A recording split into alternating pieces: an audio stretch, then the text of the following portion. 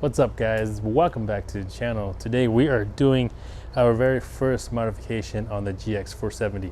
So as you guys can see here, we have the hood open, and what we are going to be doing is we're going to be installing new ditch lights on this thing. So let's go ahead and get started. So when we first bought this truck, this is what it came with, and as you can kind of see, I'm just barely pushing it.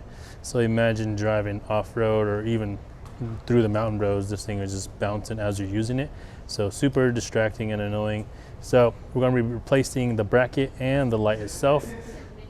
So the one big question when installing pretty much any kind of light is where are you going to put the switch, what switch system we're going to use, and where we're going to mount it inside. So as you guys can kind of see here, there's no blanks here, and there's really nowhere to really mount a switch, especially an OEM style. So on here before, he had what we call a faux pro, which is kind of like a fake switch pro, which worked, but of course we don't really want to mount that. He just kind of had it dangling right there in the middle. So of course we're going to change that up. So under the hood here, they already had this power tray system. So what we are adding to that is actually this Garmin power switch. So this power switch will allow us to use our phone or the Garmin Overlander or pretty much any of the Garmin GPS units that is capable of using it with the power switch to control any accessories you mount to it. So as you guys can kind of see here, we got 1, 2, 3, 4, 5, 6. So with this one single unit, you can use up to 6 accessories. So we're going to put the compressor on there, the new ditch lights, and then we will have a roof rack, light bar, some chase lights, and some other lights. And all of it will be completely wireless, and we'll be able to use just our phone to control everything, or like I said before, the Garmin Overlander, which a lot of people use, especially when they travel and go cross country, and that can obviously be mounted inside or just handheld. So super convenient, and that's what we're going to use for the switch system. All right, so we have the Diode Dynamics pod mounted on our Rago Fabrication ditch light brackets. So what we're going to do now is we're going to move these over and install it on the truck. Kind of what Gabe's doing right now is he kept one bolt in so that way the hood alignment doesn't move too much, so that way we don't really have to realign the hood after we install these. All right, guys, we are completely done with the ditch lights. Power switch is in, and then we have the ditch lights wired to that right there.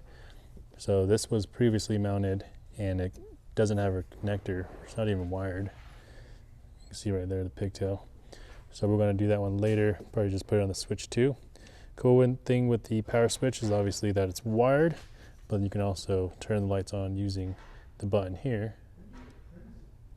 Just in case, you know, if you wanted to use your compressor and it's on this switch here, you can just click this and your compressor will turn on just from right here. That way you don't have another switch just hanging out. So really cool. That's definitely one of our favorite new switch system versus like a S-Pod or a Switch Pros. So we're probably going to be installing these on pretty much all of our vehicles. But here is the light. Cool thing with the diode brackets, you can adjust it. So we have it all the way out. And the reason for that is when we are inside the truck, we don't want any hood glare. If you guys have ditch lights on your vehicle or vehicles before, you guys know hood glare is a big thing that is pretty annoying. I'm going to get inside and show you guys in a little bit here, but let me show you guys. So it's way out there, and of course we can adjust this and then tighten it if we need to, angle it up and down however we want. This is the flood lens. So these are the SS3 Pro, so they're super bright. But let me get inside and show you guys what it looks like from inside. So there's that one. And here's the driver. So sitting here, this is where I would normally see. And then as you guys can see there, it's pretty tall. So there's not going to be any hood glare. So pretty nice. We are pretty happy with them. All right, one last thing we want to show you guys is the phone application. So we have it download here, and then on the actual power switch there's the pair button. So after you download it, you just literally open it, hold that pair button on the actual power switch, and it takes about 5-10 seconds, and then it's powered, or it's connected. Now you can see all your switches here. You can actually name them if you want. You can strobe, you can do a bunch of other things in this app, so it's pretty cool. And then obviously with this, you don't need a physical switch inside.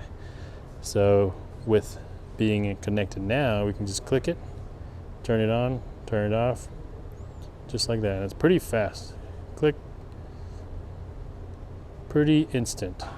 And then you guys can just kind of see on here as well. Every time I click it, it'll light up on the actual power switch. So pretty cool.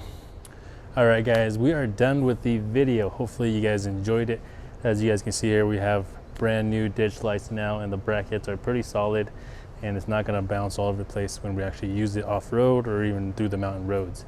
So pretty cool. We love the Rago brackets, and we love the Diode Dynamic light. But that would be it. If you guys enjoyed it, make sure you guys are subscribed to the channel. Turn on the bell notification if you guys are subscribed. And we'll have this down in the description below. And we'll see you guys next time. Peace.